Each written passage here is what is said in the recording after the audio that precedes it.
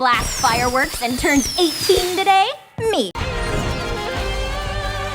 Jubilee has had one of the worst reputations in Marvel history for years now.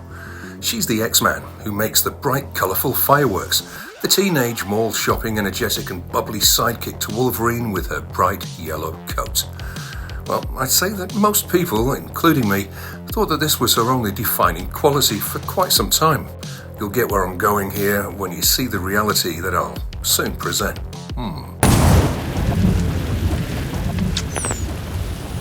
Well, as I've spent some time reading comics, the image that was plastered in my head became more difficult to uphold. Jubilee's so-called fireworks aren't just light show fodder either. They're pyrotechnic energy plasmoids that can temporarily blind opponents, disable technology, and rip through dense matter if she exerts herself enough, losing her powers, becoming a vampire, becoming a mother, and finally regaining her mutation all helped turn Jubilee into a hero worthy of much more respect. So let's break down Jubilation Lee's fireworking ability. So, what are Jubilee's fireworks composed of anyway? In 1989, Jubilee debuted in Uncanny X-Men number 244. Her powers weren't overly remarkable visually. The colourful flashes that she sent shooting out of her fingertips could, at a casual glance, appear to be miniature fireworks, but the comics swiftly established that the blasts from Jubilee's powers are not ordinary fireworks. She doesn't use weapons. Instead, her mutant ability produces what Marvel calls pyrotechnic energy plasmoids, controllable packets of energy that resemble colourful fireworks and explode when she commands them to. Marvel has not consistently defined them as conventional fire or as literal pieces of hyperheated ionized matter. What is clear is that Jubilee can generate, direct, and detonate them in a variety of sizes. It's also cool that she can control them. She can determine the strength and size of a blast, how loud the detonation is, and even its colors. The level of energy released varies depending on whether she's simply illuminating a dark place for herself and her X-Men friends,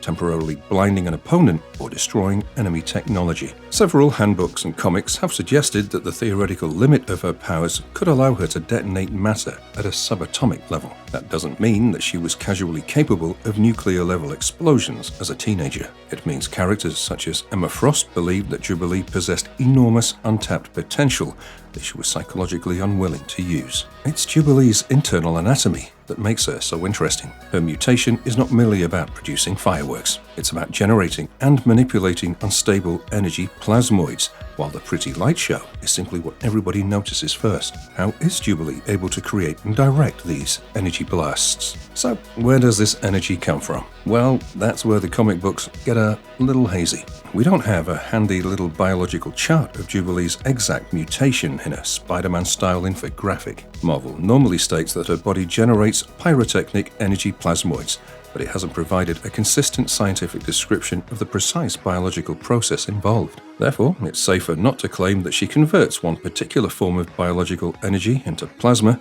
or that her fingertips are literal energy storage organs. What we do know is that Jubilee can generate the plasmoids through her body, direct their movement mentally, and detonate them on command. Arguably, even more important than making her blasts is her ability to control them. Jubilee can consciously determine whether a discharge is nothing more than harmless sparks, a blinding flash of light, or a powerful explosion capable of destroying machinery. That degree of control indicates that her mutation responds extremely quickly to her thoughts, although Marvel has never mapped the precise neurological connection involved. Especially during her time with Generation X, it became clear that formal training allowed her to rely less on instinct and treat her powers as a discipline that could be cultivated. But that's also what makes her growth, in many ways, more inspiring than simply measuring how destructive she can become. Her mutation can be trained just as much as its output can be increased. How did Jubilee go from Mall Rat to Wolverine's rescuer? Before the yellow coat became part of her famous look, Jubilee spent her days hiding in and around a shopping mall, using her mutation to entertain crowds, evade mall security, and survive while living as an orphan.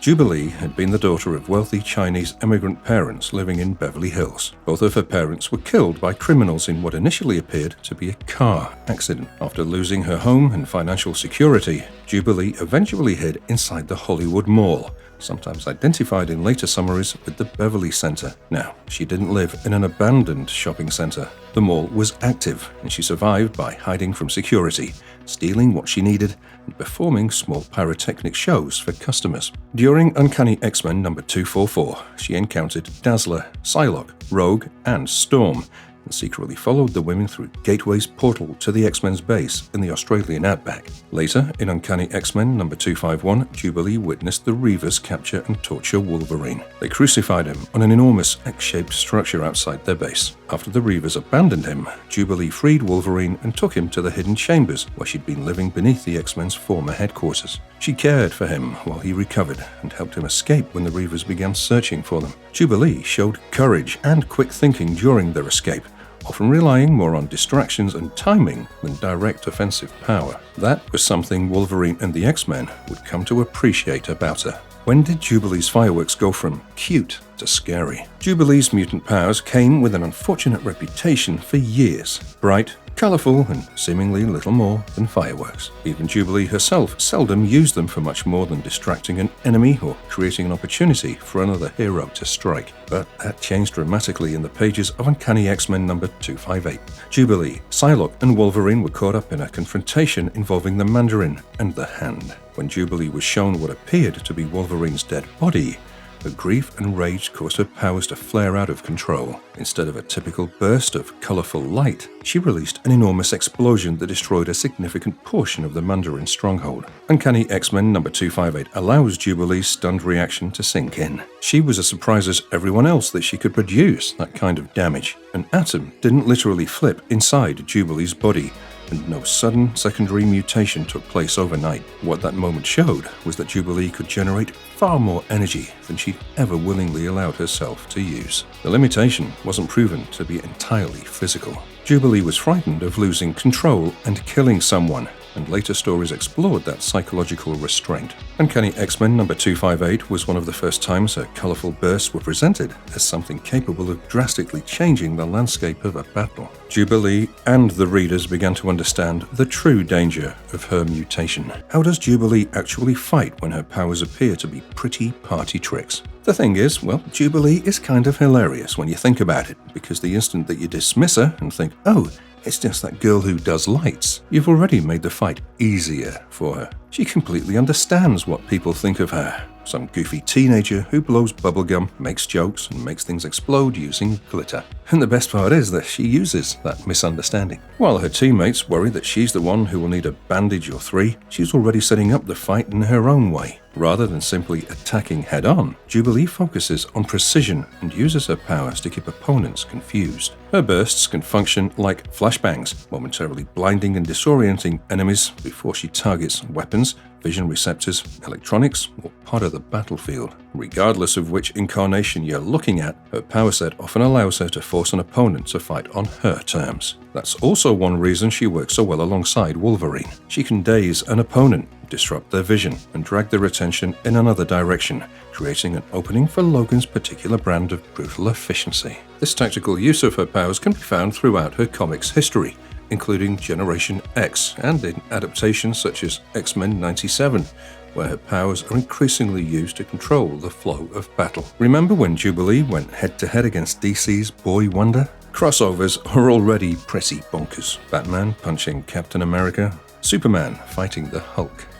Why do we all pretend that it makes sense? Of the strange duels in 1996's Marvel vs. DC, few are as endearing and relatively small scale as Jubilee versus the Boy Wonder Tim Drake. On paper, the matchup favored Robin's extensive combat training, tactical preparation, and utility belt.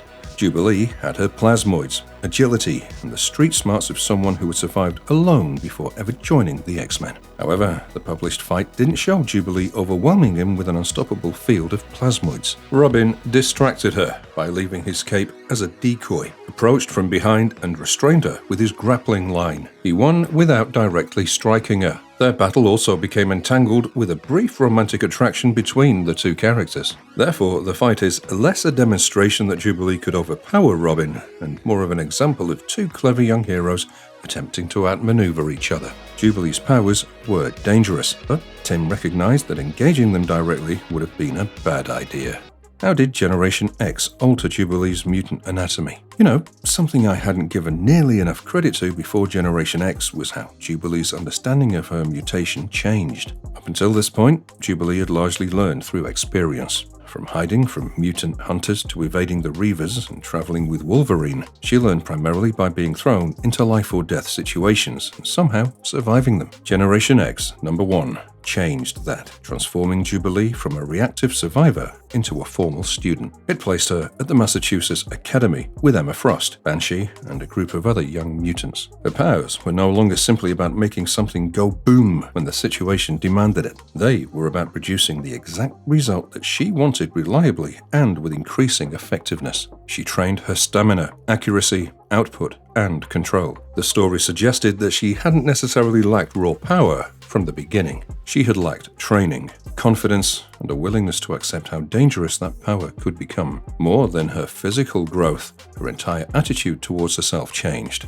The former tagalong became one of the emotional anchors of Generation X. Perhaps her most substantial transformation wasn't based on power at all, but on growing confidence. What happened to Jubilee's powers during M-Day? And how did it transform her? M-Day was not merely a bad day for mutant kind. After Scarlet Witch declared no more mutants, the overwhelming majority of mutants lost their powers. Jubilee was among those depowered during the decimation. There were no more flashes, colored bursts, or energy explosions. For the first time since her mutation had manifested, she was physically an ordinary human. But I think that this is the aspect that many people ignore. Jubilation Lee didn't lose only one ability. She lost a central part of how she had understood herself. These powers had been part of her journey from surviving alone in a shopping mall to rescuing Wolverine and earning her position among the X-Men. After M-Day, she had a body that remembered years of producing plasmoids but could no longer create them. As we all know though, however, Jubilee's strongest quality is perseverance. She continued trying to help people and later joined the New Warriors under the identity Wandra, using advanced technology that granted her enhanced strength, protection, and flight. In some ways, M-Day proved what Jubilee had already demonstrated starting in Uncanny X-Men number 251. It was her courage, judgment, and willingness to help people, not only the plasmoids, that made her worthy of being an X-Man. How did Jubilee's body change when she became a vampire? Just when Jubilee thought that losing her mutant powers was the strangest thing her body would ever experience, Marvel made things even stranger. During Curse of the Mutants, Jubilee was exposed to infected blood released by a vampire suicide bomber. That contamination made her vulnerable to vampiric influence and drew her towards Zarus, the son of Dracula. Zarus then bit her and completed her transformation into a vampire. Of all the directions for Jubilee's story to go, this honestly seems like something that would happen in an alternate universe. But no, Jubilee actually joined Marvel's Undead. Because she'd already been depowered by M-Day, her mutation wasn't replaced at that exact moment. Instead, her ordinary human body was transformed into a vampire's body. No pyrotechnic plasmoids. Now, it was about enhanced strength, speed, reflexes, accelerated healing, fangs, hypnotic abilities, and a thirst for blood. Like most Marvel vampires, she also developed serious sensitivity to sunlight and required special protection to operate during the day. Her anatomy went from a former energy-generating mutant body to that of a supernatural predator. This became a major emotional period in her story. She was no longer an active mutant, but she definitely wasn't an ordinary human either. The X-Men had to decide whether she could be helped or whether her vampirism made her too dangerous. But Jubilee refused to let being a vampire turn her into nothing more than a bloodthirsty killer. During this period, she rescued an orphaned human baby named Shogo and eventually adopted him. She became both a vampire and a fiercely protective mother. That solidified Jubilee's growth, because her development had never been only about her powers. It had always been about the kind of person she chose to be, with powers or without them. How did Jubilee get her mutant powers back, and what do they look like now? I don't think even a teenage Jubilee would have believed it if you told her that someday she'd lose her mutation, become a vampire, raise a baby, and somehow regain her fireworks. And yet, that's exactly what happened. During Generation X, Quentin Quire sacrificed a fragment of the Phoenix Force within himself to save Jubilee from a fatal injury. The Phoenix energy cured her vampirism and restored her original mutant abilities. On the surface, it looked as though she'd returned to her old status quo. Except, well, that's not exactly how things turned out. The fireworks returning to her arsenal were no longer controlled by the same impulsive teenager from the early X-Men comics. They were controlled by someone who had experienced life without them, lived in an entirely different kind of body, became a mother, and fought to hold on to herself while everything about her changed. And that made all the difference. Modern Jubilee generally accesses her plasmoid energy with greater confidence, experience, and control. Recent stories continue to show that there may be untapped destructive potential within her mutation, although she rarely chooses to pursue its most lethal possibilities. That gives modern Jubilee a depth that many long-running characters never receive. She is an ex-vampire, an adoptive mother, a veteran X-Man, and a mutant whose powers were more than simply handed back to her. Even though her biology returned to something close to where it started, she became a far more mature and potentially more dangerous version of herself. How does Jubilee fit into teams like the X-Men and X-Force today? One thing I really like about Jubilee is that her role keeps evolving without feeling forced. When she first joined the X-Men, she was essentially a point-of-view character. She was young, inexperienced, and frequently asking the same questions as the audience. Then came the Generation X era, where instead of merely tagging along with older heroes, she worked with a group of young mutants learning to trust their own instincts. Later, she returned as a mentor to another Generation X class and served on teams including the X-Men, the New Warriors, Excalibur, and the X-Terminators. In the animated continuity of X-Men 97, Jubilee eventually joined Cable's version of X-Force. That's not currently her central Earth 616 comic book role, but it demonstrates how much the animated character has evolved beyond the unexperienced teenager introduced in the original series. Covert missions require timing, decisiveness, and control of the battlefield without turning everything into chaos. Surprisingly enough, that's precisely where Jubilee's mutant powers can excel. Her plasmoids can blind opponents, shatter formations, damage equipment, and create space in confined areas where every second matters. They're as much tactical tools as they are weapons. Honestly, I feel that this is the best way Jubilee has developed over time. She's not merely become more resilient, she's learned exactly where her abilities fit within a team. Someone who once barely survived dangerous situations can now create the opening that allows everyone else to survive them. If there's one marker that suggests a rookie has become a true X-Man, well, perhaps it's that. I mean it! How do cartoons define Jubilee's firecracking anatomy? It really does feel like one factor holds back most people's perception of Jubilee: cartoons. The vast majority of viewers were introduced to the X-Men through X-Men the Animated Series, and Jubilee's appearance as the energetic newcomer defined how many people understood her powers. Her pyrotechnics worked during fight scenes and certainly looked cool, especially as she reacted with wonder to everything unfolding around her. But her plasma-like bursts often came across primarily as vibrant and engaging fun. The visual appeal outshone the danger.